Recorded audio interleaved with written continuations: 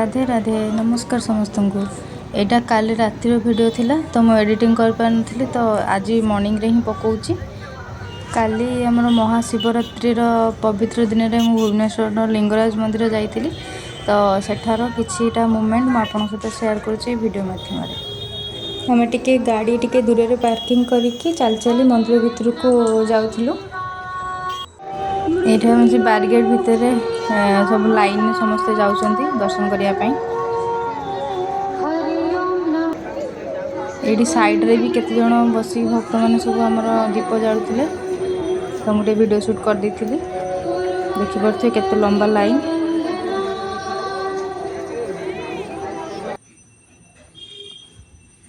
Eight सब light सब लागिथिला।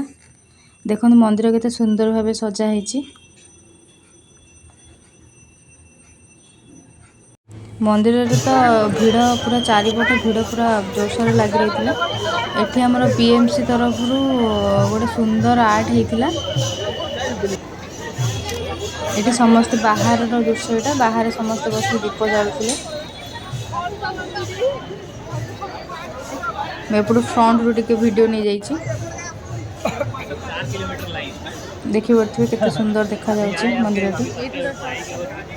काल तो से आसापी इच्छा ना एत सुंदर आम दीप जाड़ी 2 घंटा खंडे रहीकि आम पलि आसलु। ये आमर ऑनरेबल गवर्नर एंड आईन आमर जो लॉ मिनिस्टर अच्छा सी आसते तो सहीटा टिके वीडियो मु कैप्चर कर देथिली।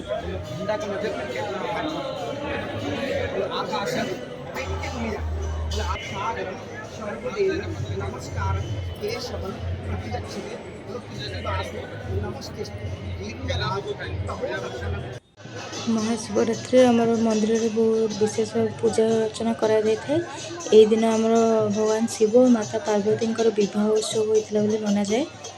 आपण मैंने जदि केबे सुजोग पाती तो महाशिवरात्रि रे निश्चित लिंगराज मंदिर आसतु। काली तो वीडियो पूरा अलग प्रकार थिला। जदि वीडियो आपको भल लगी था लाइक शेयर सब्सक्राइब करंतु। हर हर महादेव।